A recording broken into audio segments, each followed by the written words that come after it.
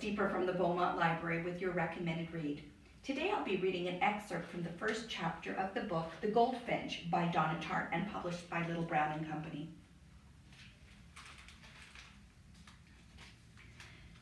Things would have turned out better if she'd lived. As it was, she died when I was a kid. And though everything that's happened to me since then is thoroughly my own fault, still when I lost her, I lost sight of any landmark that might have led me someplace happier, to some more populated or congenial life. Her death the dividing mark, before and after.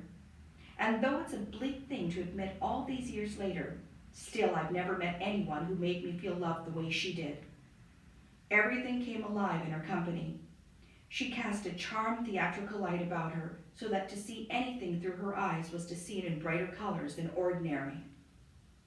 I remember a few weeks before she died, eating a late supper with her in an Italian restaurant down in the village, and how she grasped my sleeve at the sudden, almost painful loveliness of a birthday cake with lit candles being carried in procession from the kitchen.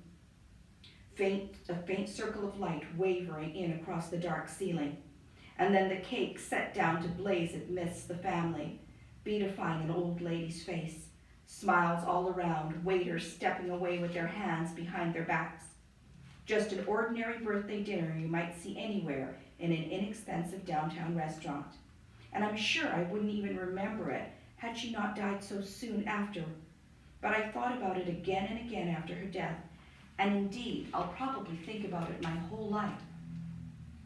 That candlelit circle, a table vivant of the daily commonplace happiness that was lost when I lost her. She was beautiful too. That's almost secondary, but still she was. When she came to New York fresh from Kansas, she worked part-time as a model, though she was too uneasy in front of the camera to be very good at it. Whatever she had, it didn't translate to film. And yet she was wholly herself, a rarity. I cannot recall ever seeing another person who really resembled her. She had black hair, fair skin that freckled in summer, china blue eyes with a lot of light in them, and in the slant of her cheekbones there was such an eccentric mixture of the tribal and the Celtic twilight that sometimes people guessed she was Icelandic. In fact, she was half Irish, half Cherokee from a town in Kansas near the Oklahoma border, and she liked to make me laugh by calling herself an Okie, even though she was as glossy and nervy and stylish as a racehorse. That exotic character unfortunately comes out a little too stark and unforgiving in photographs.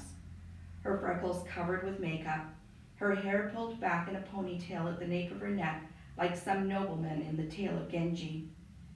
And what doesn't come across at all is her warmth, her merry, unpredictable quality, which is what I loved about her most. It's clear from the stillness she emanates in pictures how much she mistrusted the camera.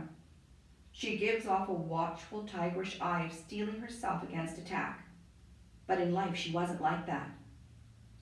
She moved with a thrilling quickness, gestures sudden and light, always perched on the edge of her chair like some long, elegant marsh bird about to startle and fly away.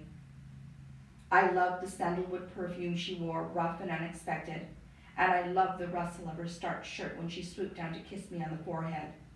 And her laugh was enough to make you want to kick over what you were doing and follow her down the street. Wherever she went, men looked at her out of the corner of her eyes, and sometimes they used to look at her in a way that bothered me a little. Her death was my fault. Other people have always been a little too quick to assure me that it wasn't. And yes, only a kid. Who could have known?